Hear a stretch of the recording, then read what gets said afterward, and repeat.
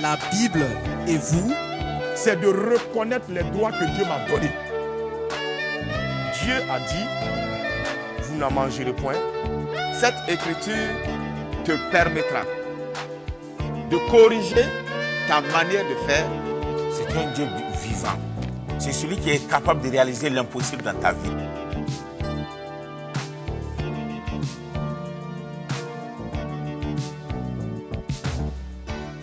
Chers amis téléspectateurs et téléspectatrices de l'Impact TV, nous bénissons le Seigneur encore aujourd'hui pour cette grande opportunité que nous avons d'ouvrir la Bible, la parole de Dieu. Et c'est toujours beau de tourner dans les Écritures et de considérer les Écritures, parce qu'au travers d'elles, nous vivons, nous pouvons respirer, nous pouvons aussi communiquer la vie, parce qu'en dehors de la Bible, il n'y a pas de vie. Et c'est pour cela, jour après jour, nous voulons simplement continuer de nous équiper au travers de la parole merveilleuse de notre Dieu. Si on avait un titre à donner aujourd'hui au message que nous voulons partager avec vous, on dirait simplement ce qui est avantageux. Ce qui est avantageux. Et c'est vrai que quand on regarde dans la parole de Dieu, et quand on considère le cœur de Dieu, quand on considère la pensée de Dieu, on découvre que Dieu lui-même nous donne des définitions et cela nous amène à comprendre ce qui est avantageux. Parce qu'en réalité, ce qui est avantageux n'est pas toujours ce que nous croyons, nous en tant que chrétiens, la plupart du temps. Pourquoi? Parce que nous ne sommes pas toujours bien alignés avec les Écritures, avec la parole de Dieu. Nous allons lire un passage. Dans Philippiens 4, le verset 19, nous lisons « Et mon Dieu pourvoira à tous vos besoins, selon sa richesse, avec gloire en Jésus-Christ. » Voici un beau passage. Et l'apôtre Paul, un homme qui avait une très grande expérience, et cet homme d'ailleurs qui était en prison pour la cause de l'évangile, un homme qui dit lui-même qu'il est le défenseur de l'évangile, nous lisons cela dans Philippiens au chapitre 1, et au verset 21, il dit, Christ est ma vie, il a une très grande priorité, et cet homme peut dire, et mon Dieu pourvoira à tous vos besoins, selon sa richesse, avec gloire en Jésus-Christ. Pourtant, il est dans les chaînes, pourtant il est attaché, pourtant il est lié. Mais il peut dire à ceux-là qui vont recevoir cette lettre que c'est sûr et certain que Dieu pourvoira. Que Dieu pourvoira. Et c'est beau d'entendre ces choses. Un autre passage que j'aimerais lire avec vous, c'est 2 Corinthiens 9, le verset 8. Il est dit, et Dieu peut vous combler de toutes sortes de grâces, afin que, possédant toujours en toutes choses de quoi satisfaire à tous vos besoins, vous ayez encore en abondance pour toute bonne œuvre. Et c'est un homme qui parle et il est profond. Il est profond parce qu'il connaît Dieu. Il est profond parce qu'il connaît la pensée de Dieu. Il est profond parce qu'il écoute la voix de Dieu. Et nous aussi, en lisant ces passages, nous devons bien comprendre, à la lumière de ce que nous lisons, de ce que la Bible enseigne de Dieu, nous devons comprendre que notre Dieu n'est absolument pas une machine. Que notre Dieu n'est pas un Dieu qui vivrait dans le chaos. Que notre Dieu ne ferait pas du tout du favoritisme. Parce que nous voyons les gens, nous voyons des frères, nous voyons des sœurs qui vivent de grandes choses avec le Seigneur. Et parfois, à côté de nos frères qui vivent de grandes choses avec le Seigneur, nous pouvons vivre complètement à côté de la plaque. Et du coup, on se dit, mais on dirait que Dieu fait du favoritisme. Hein? Pourquoi lui, il a ça et moi, je n'ai pas ça? Pourquoi lui, il a ceci et moi, je n'ai pas ceci? Mais la chose, c'est claire, c'est que simplement, toi et moi, nous avons besoin de nous positionner correctement face aux Écritures, devant Dieu, dans sa présence, pour vivre des choses merveilleuses. Ici, on a dit quoi? Ce qui est avantageux. Et qu'est-ce qu'on a dit ensuite? Que ce n'est pas toujours ce que nous croyons. Parce que je peux regarder une chose et dire, ça doit être vraiment avantageux pour moi. Et puis, je saisis la chose, je poursuis, je marche là-dedans. Et au bout du rouleau, je me rends compte que la chose m'a juste fait du mal. Oh, ça m'a fait du mal. Ça m'a brisé, Il y a des gens qui sont brisés en morceaux alors que simplement ils ont saisi une chose, ils ont dit, ah ça doit être avantageux. C'est sûr, hein? Et on s'accroche. Vous savez, il est vraiment important pour nous de comprendre que Dieu est un papa pour nous tous. Que Dieu est un papa pour tous et que Dieu qui est notre papa veut notre bien. Vous savez, un père, ce n'est pas simplement qu'il veut nous donner des choses, il veut nous donner des bonnes choses. Mais un papa, un père qui est bon, et celui-là aussi qui pense à notre bien présent, mais aussi à notre bien futur. Et le Dieu que nous avons, qui est un bon papa, vous savez quoi? Il pense à notre bien présent, mais il pense aussi à notre bien futur. Et quand j'ai cette certitude-là, vous voyez quoi? Je peux vivre le repos de Dieu, je peux vivre la tranquillité, je peux vivre le calme et je peux vivre la confiance. Parce que je sais qu'il est capable de faire. Vous savez quoi? Notre Dieu est celui qui a des projets, qui a un avenir pour nous. Et c'est beau de voir que même s'il a un avenir et des projets sur notre vie, c'est librement que chacun est appelé à entrer dedans. Tu peux entrer ou pas, mais il ne va pas te manipuler. Il te laisse libre. Et c'est librement que chacun va choisir d'entrer dans ce que Dieu a pour sa vie. Et c'est vraiment beau. C'est pour cela, quand on s'arrête et qu'on découvre ce que la Bible enseigne, nous sommes émerveillés. Ces versets-là, au prime abord, qu'est-ce que ces versets sont en train de nous enseigner? Ce passage de Philippiens 4, verset 19, et ce passage de 2 Corinthiens 9, verset 8. Qu'est-ce que ces versets, ces passages nous enseignent? Premièrement, quand je regarde rapidement, ce que je ressors, c'est que ces passages nous montrent que Dieu connaît nos besoins. Premièrement. Deuxièmement, ce passage nous montre que notre Dieu a la capacité de nous combler. Il n'est pas seulement le Dieu qui connaît nos besoins, mais il est celui-là qui a la capacité de pourvoir à nos besoins, de nous combler. Et la troisième chose qu'on peut retenir en regardant toujours ce passage, ces deux passages, c'est que Dieu veut nous bénir, il veut nous combler. Ce n'est pas juste qu'il connaît nos besoins et qu'il a la capacité de le faire, mais il veut le faire. Il veut nous bénir, il veut nous visiter, il veut nous combler. C'est son désir. Il veut nous combler. Et nous avons besoin de le comprendre, de le réaliser et de vivre instant après instant ces réalités que Dieu a sur notre vie. Vous savez, au-delà de tout cela, mes amis, il y a une vérité fondamentale à ne jamais mettre de côté et qui est celle-ci. Dieu cherche ce qui est le plus avantageux pour nous. Ça, que ce soit dans notre cœur, que dans mon parcours chrétien, dans ma marche avec le Seigneur, que au fond de mon cœur, je le réalise, que je reste sur cette certitude-là, que Dieu cherche ce qui est le plus avantageux pour moi. Il le cherche. Et moi, je peux ne pas voir ça. Et moi, je peux ne pas regarder à cela. Pourtant, c'est la réalité. Dans Jean 16, le verset 7, nous lisons, Jean 16, le verset 7, il dit, « Cependant, je vous dis la vérité. Il vous est avantageux que je m'en aille. Car si je ne m'en vais pas, le consolateur ne viendra pas vers vous. Mais si je m'en vais, je vous l'enverrai. » Ah, ça c'est beau, hein? Oui, il dit quoi? Il vous est avantageux que je m'en aille. Parce que le Seigneur dit, mais si lui ne parle pas, il dit, mais si je ne m'en vais pas, le consolateur ne viendra pas vers vous. Le Saint-Esprit ne viendra pas. Vous voyez, il faut que lui vienne. Il y a besoin qu'il vienne. Mais pour que le Saint-Esprit vienne, pour que le consolateur vienne, il faut que moi, je m'en aille. Et regardez ici, là, ce que le Seigneur est en train d'évoquer ici, là. Quand Jésus parle ici, c'est quelque chose de triste. Voici que le Seigneur lui-même, il était là avec les disciples. Il était là, tangible. Il pouvait le toucher. Ils étaient accrochés à lui. Vous savez, il est dit, la foule était là, elle avait faim. Et le Seigneur a eu compassion, il a dit, mais écoutez, vous allez leur donner vous-même à manger. Mais quand on parle de la foule qui est affamée, est-ce que les disciples, eux, ils n'étaient pas affamés aussi? Les pierres là, ils attendaient aussi quelque chose à manger. Mais quand il y a eu la multiplication des pains et des poissons, ils étaient les premiers qui, d'abord ils ont servi, mais eux aussi ils étaient là, hein, ils ont mangé. Ces hommes-là qui étaient là, qui ont profité de toutes ces choses.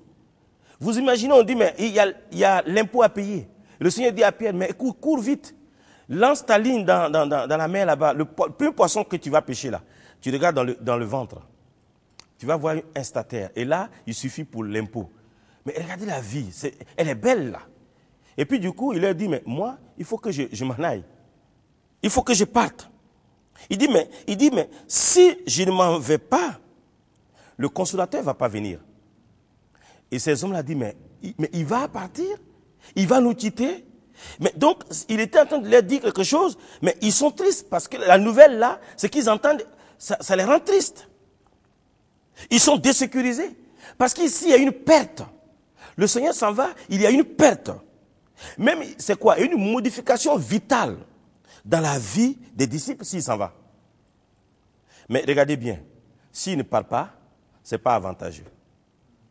C'est pour cela qu'on a dit que ce qui est avantageux, que Dieu dit, voilà ce qui est avantageux là, ce n'est pas toujours notre compréhension des choses. Nous sommes parfois à côté de la pensée de Dieu, de la vision divine, de l'orientation divine. On n'est pas toujours sur les mêmes longueurs d'onde que Dieu. Ce qui est avantageux n'est pas toujours ce que nous croyons. Parce que combien de choses on a saisi et on a dit ça, c'est pour notre salut. Et au bout du rouleau, on a dit, mais waouh, ça, c'est pas bon, hein? Il faut vite lâcher. Sinon, ça va. Si tu ne quittes pas, tu ne t'enfuis pas, tu ne te dégages pas, tu vas périr avec. Parce que ce n'est pas du tout avantageux. Et c'est pour cela, mes amis, c'est bien d'écouter la voix de Dieu, d'entendre la voix de Dieu. Et ici, le Seigneur parle. Et le contexte montre que les disciples n'avaient pas trop compris. Hein? Ils n'étaient pas, sur le coup, ils n'ont pas compris ça. Que c'était avantageux pour eux qu'ils partent. Hein? Ils n'ont pas compris ça. Donc, mais plus tard, quand la chose va se réaliser, on va voir que, quoi? Il y a la crainte qui va les saisir. Il y a la tristesse qui va les saisir. Il y a le découragement qui va les prendre, les saisir. Le ras-le-bol. Et tous ces sentiments-là se sont attachés aux disciples comme des sangsues. Et ces gars souffraient. Comment on va faire? Il est parti. Vous voyez? Ils étaient dans le désarroi total. Comme quelqu'un dirait, ils étaient comme des naufragés en pleine mer. Vous ne savez pas à quel saint se vouer, s'il y en avait même. Est-ce qu'il y a même un saint? Écoutez, là, c'était terrible. Dans Hébreux 11, le verset, nous pouvons lire, c'est magnifique de voir comment Dieu fait. Vous pouvez lire ce passage. J'aimerais qu'on tourne ensemble dans ce passage. Parce que c'est glorieux, parce que c'est magnifique, parce que c'est beau. La parole de Dieu. Je dis bien Hébreux 11. Et c'est beau de voir comment Dieu fait. On peut lire jusqu'au verset 40, mais on ne va pas lire tout ça. Mais juste, je lis une portion. Il est dit, tout cela, à la foi desquels il a été rendu témoignage, n'ont pas obtenu ce qui leur était promis. Le verset 40, il dit, Dieu ayant en vue quelque chose de meilleur pour nous, afin qu'il ne parvinsse pas sans nous à la perfection. Vous voyez, Dieu avait des promesses bien réglées pour ces personnes-là. Mais en lisant ces deux versets, mes amis, une chose que j'aimerais juste considérer, c'est que dirions-nous si Dieu nous annonçait qu'il serait plus avantageux pour nous de perdre notre travail? Un soir, tu es assis là, tu entends la voix de Dieu, la douce voix de Dieu, la merveilleuse voix de Dieu qui te parle. Et Dieu dit, voici comment je conçois la chose. Voici ce qui est avantageux pour toi. Il faut que tu perdes ton travail. Oh, pasteur, il ne faut pas parler comme ça. Comment perdre mon travail peut être avantageux pour moi. Mais qu'est-ce qu'on sait même? Qu'est-ce que nous savons même, véritablement? Et si, que dirions-nous encore si Dieu nous annonçait qu'il serait plus avantageux pour nous d'avoir une faillite dans notre entreprise? Alors, comment est-ce qu'on va concevoir la chose? Mais Dieu a parlé, il dit, mais voici ce qui est avantageux pour toi. Et combien de fois nous n'avons pas vu des choses se fermer pour notre avantage? Il y a des chrétiens, des enfants de Dieu, qui ont vu des portes se fermer devant eux. Et c'était avantageux. Comme ce cher frère qui a passé le bac, il a eu le bac. Il y avait, ok, excusez-moi, il a passé le bac, il n'a pas eu. Et puis, mais au même moment, il y avait un test avec lequel il pouvait avoir une formation professionnelle. Et quand il a passé le bac, il tenait à avoir le bac parce qu'il voulait passer le test là. Et le gars a échoué. Oh, quand il a échoué, Il a dit, mais ce n'est pas normal. Mais comment Dieu a fait? Je suis enfant de Dieu. Et si même tous ces incroyants-là pouvaient rater le bac, mais pas moi. Je suis enfant de Dieu. Je vais à l'église. J'écoute la parole de Dieu. Mais voici, le Seigneur a dit, mais toi, tu ne vas pas avoir, tu ne vas pas réussir. Parce que je ne veux même pas que tu passes ce texte-là. Et puis, il recommence l'année. Et l'année qui suit, qu'est-ce qui va arriver? Le frère va réussir au bac. Et quand il réussit, en même temps, un autre test qui est lancé. Mais ce test-là, c'est d'un niveau international. Et quand il va au test, il réussit. Dieu a dit non, je t'enlève ça pour te donner ce qui est meilleur. Mais nous, on dit non. Il vous dit les pertes que nous avons parfois, mes amis, c'est pour notre avantage. Cessez d'être religieux. Parce que la religion nous éloigne de Dieu. La religion nous ferme les yeux. Et nous ne pouvons même pas voir l'action de notre Dieu. Parce que combien de choses nous ratons? Parce que simplement, nous sommes remplis de plaintes, remplis de murmures. Parce que nous ne réalisons pas que des choses que Dieu nous enlève, c'est simplement pour qu'il y ait de la place pour qu'il mette les meilleurs. Ah oui? Vous imaginez? Tu as quelque chose dans ta main que tu saisis avec force, avec précaution, et puis du coup la chose t'est enlevée. Il ne faut pas t'inquiéter, il ne faut pas avoir peur. Dieu vient de faire une place pour une autre chose, mais une chose merveilleuse, une chose qui est meilleure. C'est ça que Dieu fait. Il a fait une place pour pouvoir te donner ce qu'il y a de meilleur. Et nous avons besoin de comprendre la voix de Dieu, les voix de Dieu. Vous savez, combien de fois Dieu peut venir à des hommes, à des femmes pour leur dire que mon cœur maintenant, c'est que tu vives une épreuve majeure concernant même ta santé. Ah oui, ça peut arriver que tu passes par une épreuve majeure concernant ta santé. Et les gens vont venir, tous ces hommes-là, qui lisent leur Bible en l'envers, pour dire, ah, ça c'est le diable. Ça c'est le diable. Ton frère a mal à la tête, ça te donne le droit de glorifier le diable. Hein? Même s'il a mal à la cuisse, ça te donne le droit de glorifier le diable. Le diable est un ennemi vaincu, il ne faut pas lui donner trop de gloire. Il a quoi? Qu'est-ce qu'il peut même faire? Qu'est-ce qu'il peut faire? Dieu a le contrôle. Vous savez quoi? Dieu permet les choses, Dieu contrôle les choses et Dieu utilise les choses. Ce n'est pas la peine de vous inquiéter. C'est notre Dieu. Il permet les choses. Non seulement il les permet, mais le Dieu qui permet les choses, c'est notre Dieu, il contrôle les choses.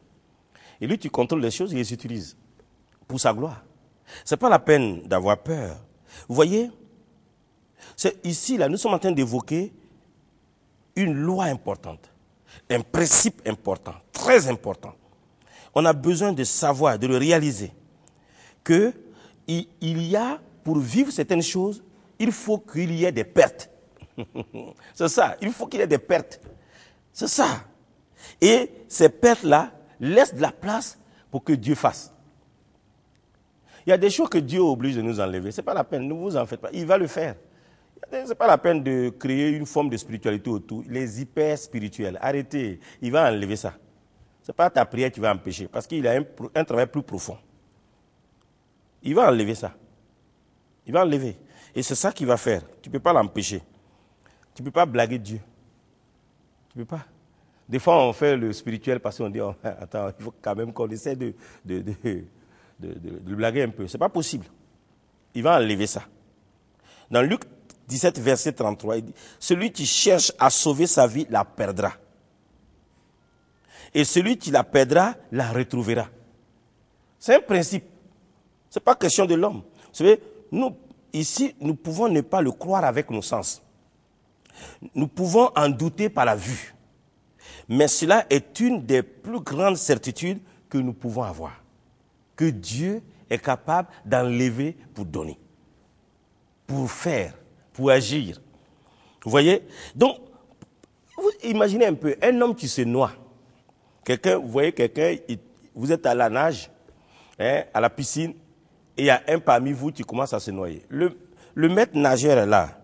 Hein, il est devant, il est en train de se noyer devant, il se noie devant son sauveteur. Il est là. Regardez bien, si vous regardez les hommes expérimentés, ce n'est pas ceux qui sautent à l'eau comme des grenouilles, ils savent même pas, ils n'ont aucune définition. Non. Les gens qui connaissent l'eau, quand ils voient quelqu'un qui se noie, ils ne sautent pas tout de suite dedans. il va laisser la personne pour que la personne soit vraiment assommée. Et en ce moment-là, il peut aller le prendre simplement comme un chiffon et le conduire dehors. Mais sinon, quand le gars est en train de se débattre, tu sautes dedans, vous vous noyez tous les deux. On a vu des amis qui sont noyés comme ça. On voit l'autre dans l'eau, on saute, on le poursuit, on veut le faire sortir. Mais lui, quand tu arrives, il veut se débattre, il veut aussi se débrouiller. Il pense qu'il est capable. Et puis il te retient. Et là, vous ne pouvez pas sortir. Et on a vu, un commence et puis deux se noient. Et ça, c'est pas bon. C'est pour cela que Dieu regarde et il dit, je vais attendre. Quand il sera au bout de lui, je vais enlever ça. Et j'enlève ça aussi pour l'amener au bout de lui-même. Parce que je vais faire une œuvre. Mais tant qu'il a ça, il ne peut pas me laisser la place pour faire. Et Dieu lui-même vient et il se fait de la place.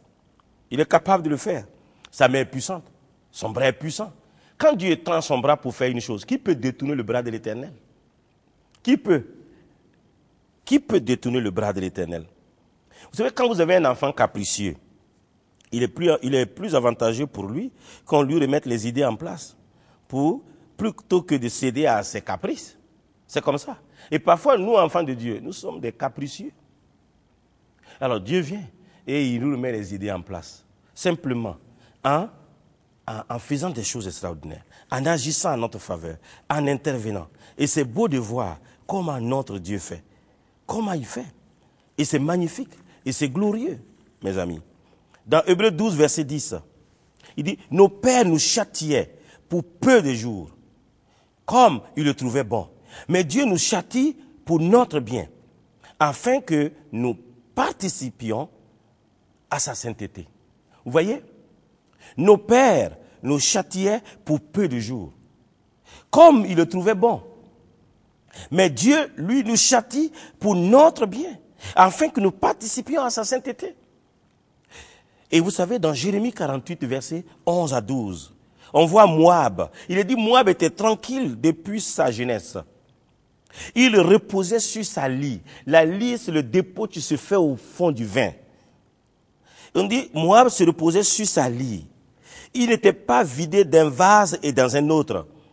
Et il n'allait pas en captivité. Aussi, son goût lui est resté. Et son odeur ne s'est pas changée. Ça, c'est pas bon pour Moab, ça. Le verset 12, il dit, c'est pourquoi voici, les jours viennent, dit l'Éternel, où je lui enverrai des hommes, qui le transvaseront. Ils videront ses vases, ils feront sauter ses outres. Plutôt, ici les outres et les vases, on va voir, de Moab, vont connaître une visitation. Pourquoi? Parce qu'ici, Moab était toujours tranquille. Moab n'a pas considéré l'avantage de Dieu pour lui. Et Moab est resté avec son maigre avantage naturel. Et combien vous et moi, nous restons avec nos maigres avantages, au lieu de chercher l'avantage de Dieu. Et Dieu dit ici, il va visiter Moab. Oui, c'est terrible, il va visiter Moab. Il dit quoi? Je lui enverrai des gens qui le transvaseront. Parce que Moab a besoin de ça. Moab a besoin d'être transvasé. Et vous savez, nous aussi, nous avons besoin d'être transvasés. Mes amis, parce qu'on n'est même pas passé d'un vase à un autre. On a un contenu pourri et on aime ça. On dit, ah oui, Seigneur, laisse-nous tranquilles. Nous préférons juste nous reposer sur notre lit. Et Dieu dit, non, non, non. Le dépôt en bas là, je vais l'enlever. Je vais te prendre d'un vase à un autre. Et tu vas voir. Et c'est beau, mes amis. Matthieu 13, verset 12, il dit, car on donnera à celui qui a, et il sera dans l'abondance. Mais à celui qui n'a pas, on notera même ce qu'il a. C'est fort, hein? Et puis, je vous laisse avec 3 points, avant qu'on ne se sépare. Sans trop de commentaires là-dessus, pour que juste on puisse garder ça. Et regardez, la première chose, Dieu cherche notre avantage. Ah, il faut le garder. Dieu cherche notre avantage. Dieu nous a, dès le début, privilégiés. Et Dieu cherche notre avantage. Il nous a placés en position de faveur. Il nous a tellement aimés. Il ne cherche et ne peut désirer que le meilleur et le plus avantageux pour ses enfants. C'est ça qu'il poursuit. Dans Matthieu 7, verset 11, si donc méchants comme vous l'êtes, vous savez donner de bonnes choses à vos enfants, à combien plus forte raison votre Père qui est dans les cieux donnera-t-il de bonnes choses à ceux qui les lui demandent. Vous voyez, il est bon envers nous. Il pense au meilleur. Il pense au meilleur avenir pour nous. Il pense à la meilleure position pour nous. Il pense à la meilleure place pour nous. Voici comment notre Dieu pense. La deuxième chose, c'est que notre avantage n'est pas facile à concevoir naturellement. Oui, voici ce qui est à notre avantage. Mais ce n'est pas facile à concevoir naturellement. Il faut comprendre que il faut accepter les voies de Dieu. Parce que nous n'aimons pas naturellement le changement. C'est pour cela que quand le Seigneur dit qu'il va partir, les disciples, là, ils ont dit, mais ça c'est une grande perte. Il est là, nous l'avons là, il est tangible, et voilà, il veut partir. Et ça, c'est pas bon. On a vu, regardez, comment Joseph pouvait-il imaginer qu'il était plus avantageux pour lui d'être vendu par ses frères?